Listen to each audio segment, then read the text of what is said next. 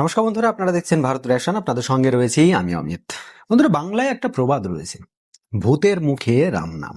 Exactly ঠিক সেই রকমই দেখতে পেলাম আমরা ভবানীপুরে। কোথায় সেই ভবানীপুর আপনাদের নিশ্চয় বলার অপেক্ষা রাখে না যে ভবানীপুর হচ্ছে বর্তমান টিএমসি সুপ্রিমোর বাড়ি বলতে পারেন, তার রুম, তার ঘর।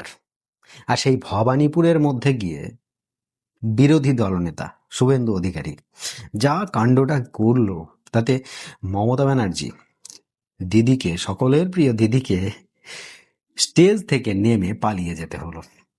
কি হয়েছে? বলছে আমি এইরকম অসভ্যতা আমি করতাম না। কে বলছে জানেন তো? দিদি বলছে যে আমি ওই জন্য বললাম যে ভূতের মুখে রাম নাম। দেখুন, এতদিন মার খেয়ে খেয়ে আজকে কিন্তু এইরকম জায়গায় পৌঁছিয়েছে বিরোধী দলের প্রত্যেকটা নেতা। আপনি সেখানে বলতে পারেন প্রথমেই রয়েছে বিজেপি।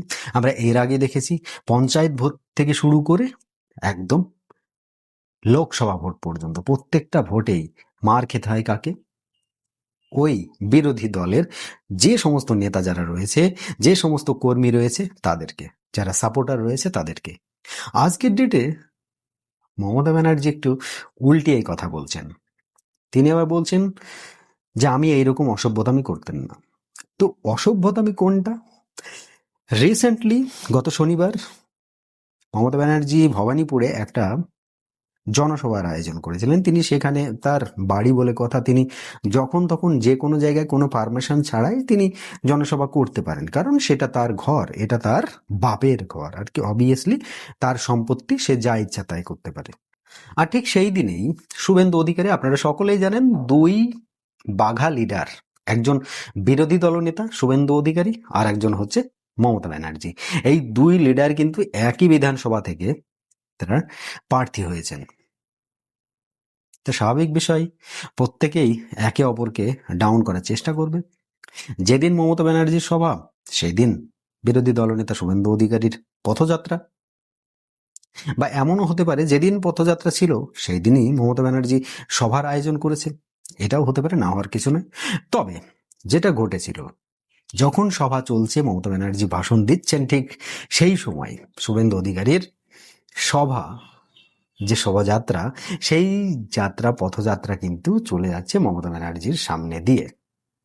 অবভিয়াসলি যেটা হয়, স্লোগান একদিকে চলছে জয় বাংলা, মমতা ব্যানার্জি সাপোর্টার যারা, তারা জয় বাংলা স্লোগান দিচ্ছে, আর অন্যদিকে চলছে জয় শ্রীরাম। এই দুই স্লোগানের মধ্যে উত্তেজনা, তুমুল বেধড়ক ভাবে একটা অশান্তি সৃষ্টি, বিশৃঙ্খলা। এতে থেকে আমরা কি শিখছি, ভবিষ্যৎ প্রজন্মকে আমরা কি শেখাচ্ছি, সেটাও আপনারা বুঝতে পারছেন। তো এই ঘটনাটাকে অনেকটাই সামাল দিয়ে ফেলেছিলেন শুভেন্দু অধিকারী। তিনি সামলিয়ে, যাই হোক, যে বিজেপির যে সমস্ত কার্যকর্তা যারা আছে, সাপোর্টার যারা রয়েছে, সমর্থক যারা রয়েছিলেন, তাদেরকে তিনি শান্ত করে নিয়ে চলে যান এবং তিনি একটা বার্তা দেন। তিনি বলেন যে এই ধরনের যারা কাজ করে তাদেরকে তিনি সেই গাটার কিড়া বলে না, গন্ধ নালির কিড়া, তো সেই রকম আর কি, কীটের সঙ্গে, একদম পতঙ্গের সঙ্গে তুলনা করেন তিনি। তাতে দেখুন, এটা স্বাভাবিক। এতদিন ভাই তোমরা মার দিয়ে এসেছো, এতদিন এরা মাথা পেতে মার সহ্য করেছে। আমাদের এলাকাতেও এর বিপরীত কিছু নয়, আমরা দেখে এসেছি এর আগে পঞ্চায়েত ইলেকশন যখন হয়েছে। দেখুন, পঞ্চায়েত ইলেকশন অন্যান্য রাজ্যে কখন হয়ে যায়, কবে হয়ে যায়, সেটা আমরা টু শব্দ পর্যন্ত পাই না, আমরা বুঝতেই পারি না।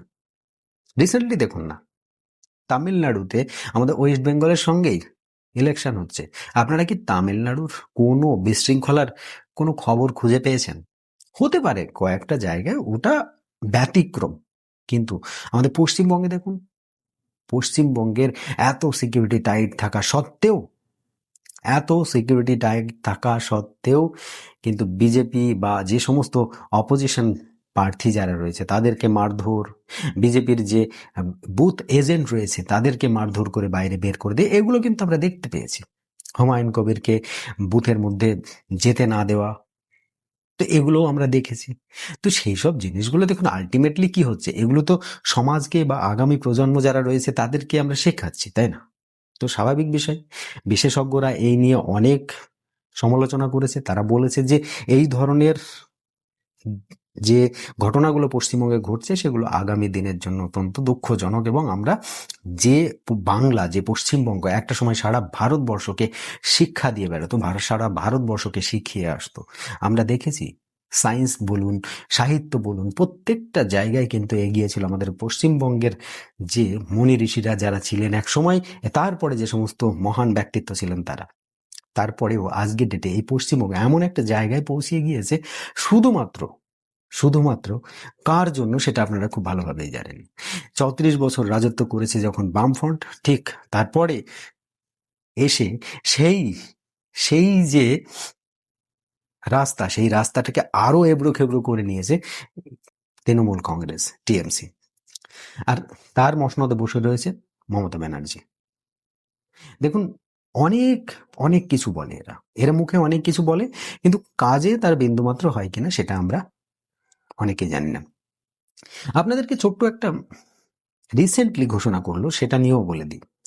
দেখুন, যে আমাদের বাংলার যে সমস্ত সরকারি কর্মী যারা রয়েছে তাদের বিভিন্ন জায়গা থেকে কিন্তু বঞ্চিত করা হয়েছে, বিভিন্ন জায়গায়। সেটা সরকারি কর্মী যারা রয়েছে তারা সকলেই জানেন, এবং যাদের বাড়িতে সরকারি বা চাকরিরত যে সমস্ত মানুষ রয়েছে তারা সকলেই জানেন। এখন কি করলো, ভোটের ঠিক আগে, জাস্ট এক সপ্তাহ ছিল না, 3 থেকে 4 দিন আগে একটা অ্যানাউন্সমেন্ট করা হলো কি যুবসাথী যে সমস্ত ছেলেপেলেগুলো বেকার রয়েছে তাদেরকে 1,500 টাকা করে দেওয়া হবে। দেখুন, বেকারের ক্যাটাগরি মমতা ব্যানার্জির কাছে কি সেটা আমরা সঠিক হয়তো জানি না, তবে আমাদের অত্যন্ত খারাপ লাগে। 1,500 টাকা, 1,500 টাকা, আপনি এখান থেকেই উপলব্ধি করতে পারবেন যে 1,500 টাকা দেওয়া হলো, তাও কিন্তু প্রত্যেকটা যে সমস্ত যুবক যারা বেকার রয়েছে তাদেরকে দেওয়া হয়নি। কাদেরকে দেওয়া হয়েছে? হাতে গোনা কয়েকজনকে ছাঁটাই করা হয়েছে। কিভাবে ছাঁটাই করা হয়েছে সেটা আপনারা সকলে জানেন। আমাদের গ্রামে ম্যাক্সিমাম যারা অপোজিশন পার্টির, তারা কিন্তু এই টাকাটার লাভ ওঠাতে পারেনি। কিন্তু যারা রুলিং পার্টির যে সমস্ত কার্যকর্তা, যে সমস্ত বেকার যুবক যারা ওই পার্টির সাপোর্ট করে, তারা কিন্তু প্রথম সপ্তাহে পেয়ে গিয়েছে সমস্ত টাকা। তো এখান থেকে বোঝা যাচ্ছে যে তিনি যে অ্যানাউন্সমেন্টটা করেন সেটা শুধুমাত্র পার্শিয়ালিটি বিবেচনা করা হয়। হয়তো কোনো একটা পার্টিকুলার একটা সম্প্রদায়কে দেওয়া হবে, না হলে পার্টিকুলার কোনো একটা পার্টির কার্যকর্তাদেরকে দেওয়া হবে। তো আমরা দেখে এসেছি, ঠিক ভোটের আগে এই ধরনের কার্যকলাপগুলো ওদের করতে হয়। তাহলে এক তো দেখুন, সরকার হাতে আছে বলে তিনি অনেক কিছু করেছেন। পঞ্চায়েত ভোটে বিজেপির যে সমস্ত সমর্থক ছিল তাদেরকে বুথে যেতেই দেয়নি, মারধর করে তাড়িয়ে দিয়েছে। এমন এমন পঞ্চায়েত এমন রয়েছে যেসব পঞ্চায়েতগুলোতে বিজেপির জেতা, অথচ সেই পঞ্চায়েতগুলো ওরা জোর করে দখল করে নিয়েছে। বিডিও অফিসে এবং এসডি অফিসে যে ইলেকশন বা কাউন্টিং চলছিল, ভোট কাউন্টিং চলছিল, সেই জায়গায় অপোজিশন পার্টির কোনো মেম্বার বলুন, কোনো এজেন্ট বলুন, তাদেরকে ভিতরে যেতেই দেয়নি। তারা গিয়ে বন্দুক ধরে, মানে লাঠি, যেভাবেই হোক, ছুরি ধরে, গলায় ছুরি ধরে তারা কিন্তু কাউন্টিং এমনভাবে করিয়েছে সেটা আমাদের অজানা নেই। আমরা এখনো গিয়ে যদি ইউটিউবে ভিডিও সার্চ করি আমরা দেখতে পাবো সেগুলো। তাহলে আজকে কি মনে হচ্ছে যে মমতা ব্যানার্জি তার পেছনটাকে বাঁচানোর জন্য এখন সফট কর্নার নিচ্ছে, যে আমরা এই ধরনের অসভ্যতামি করে না? আপনারা এই ধরনের অসভ্যতামির কোন পর্যায়ে পৌঁছিয়ে গেছেন সেটা সাধারণ মানুষকে বলতে হবে না। তাই সত্যি কথা বলতে, আমরা চাই এমন একটা সরকার, যে সরকার অন্ততপক্ষে বাংলাকে সেই পুরনো গৌরবে ফিরিয়ে আনতে পারবে। আপনাদের কি মতামত অবশ্যই সেটা কমেন্ট বক্সে লিখতে কিন্তু ভুলবেন না। আমি কোনো পার্টিকুলার একটা পার্টির পক্ষ নিয়ে বলছি না, আমি বলছি সেই পক্ষের যে আবার পুরনো বাংলাকে দেখতে চাই, সেই সারা ভারতকে যে কন্ট্রোল করবে যে বাংলা, সেই বাংলাকে আমি দেখতে চাই। আর তার জন্য যদি এই সরকার বদলাতেও হয় তার জন্যও রাজি আছি।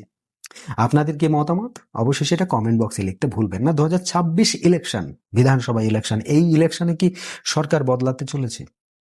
প্লিজ একটু কমেন্ট করবেন, আপনার মূল্যবান মতামত কমেন্টে জানাবেন। আর আমার এই প্রতিবেদন যদি আপনাদের একটু ভালো লেগে থাকে অবশ্যই একটা লাইক করে দেবেন, শেয়ার করে আপনার বন্ধু মহলে সকলের কাছে পৌঁছে দেবেন। আজকের মতো ভিডিও এখানে সমাপ্ত করব। সকলে ভালো থাকবেন, সুস্থ থাকবেন। ধন্যবাদ।